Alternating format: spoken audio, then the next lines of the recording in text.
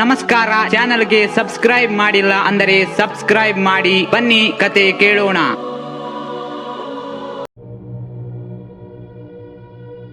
ಆ ರಾತ್ರಿ ನಡೆದದ್ದು, ನಾನು ಹೇಳ ಹೊರಟಿರುವ ಈ ಘಟನೆ ನಡೆದದ್ದು 2012ರಲ್ಲಿ.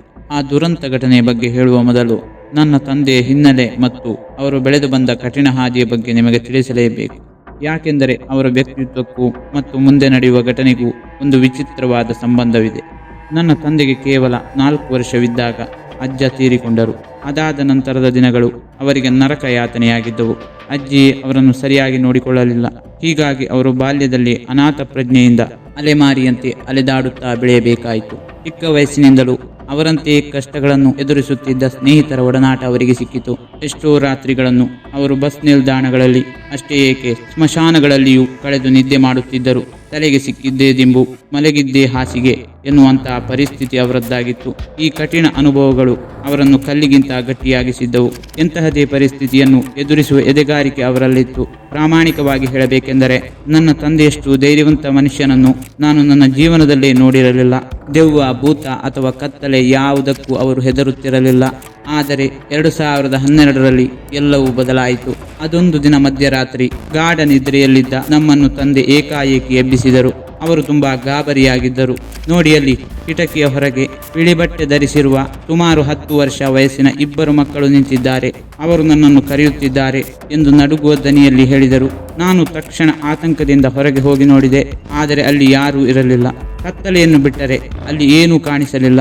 ನಾನು ಅದು ಅವರ ಭ್ರಮೆ ಇರಬಹುದು ಎಂದುಕೊಂಡೆ. ಆದರೆ ಆ ಘಟನೆ ಅಲ್ಲಿಗೆ ನಿಲ್ಲಲಿಲ್ಲ. ಅದು ಪದೇ ಪದೇ ನಡೆಯಲಾರಂಭಿಸಿತು. ಅವರು ರಾತ್ರಿಯಾಗುತ್ತಿದ್ದಂತೆ ಅದೇ ಮಾತುಗಳನ್ನು ಹೇಳುತ್ತಿದ್ದರು. ಆ ಮಕ್ಕಳು ಮತ್ತೆ ಬಂದಿದ್ದಾರೆ, ನನಗೆ ಸನ್ನೆ ಮಾಡುತ್ತಿದ್ದಾರೆ, ನನ್ನನ್ನು ಕರೆಯುತ್ತಿದ್ದಾರೆ ಎಂದು ಭಯಭೀತರಾಗುತ್ತಿದ್ದರು. ಸ್ಮಶಾನದಲ್ಲಿ ಮಲಗಿದ್ದರು ಹೆದರದ ನನ್ನ ತಂದೆ ಯಾರಿಗೂ ಕಾಣದ ಆ ಮಕ್ಕಳಿಗೆ ಹೆದರಿ ನಡುಗುವುದನ್ನು ನೋಡಿ ನನಗೆ ಆಶ್ಚರ್ಯವಾಯಿತು.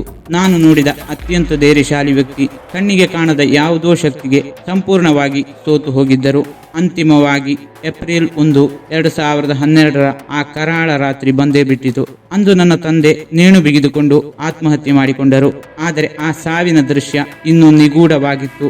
ಅವರು ನೇಣಿಗೆ ಶರಣಾಗಿದ್ದರು. ಅವರ ಪಾದಗಳು ಇನ್ನೂ ನೆಲವನ್ನು ಸ್ಪರ್ಶಿಸುತ್ತಿದ್ದವು.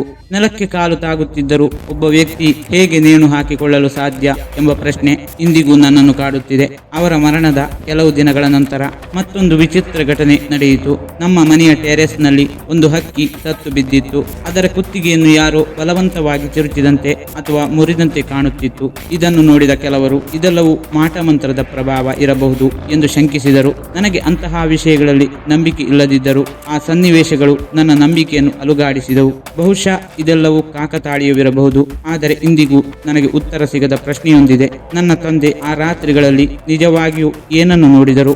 ಅದು ಕೇವಲ ಅವರ ಮನಸ್ಸಿನ ಭ್ರಮೆಯಾಗಿತ್ತೆ, ಅಥವಾ ಮರಣ ಸಮೀಪಿಸಿದಾಗ ಕೆಲವರಿಗೆ ಕಾಣಿಸಿಕೊಳ್ಳುತ್ತಾರೆ ಎನ್ನಲಾದ ಸಾವಿನ ದೇವತೆಗಳನ್ನೇ ಅವರು ಎದುರಿಸಿದ್ದರೆ? ಈ ರಹಸ್ಯ ನನ್ನ ತಂದೆಯ ಜೊತೆಗೆ ಮಣ್ಣಾಯಿತು.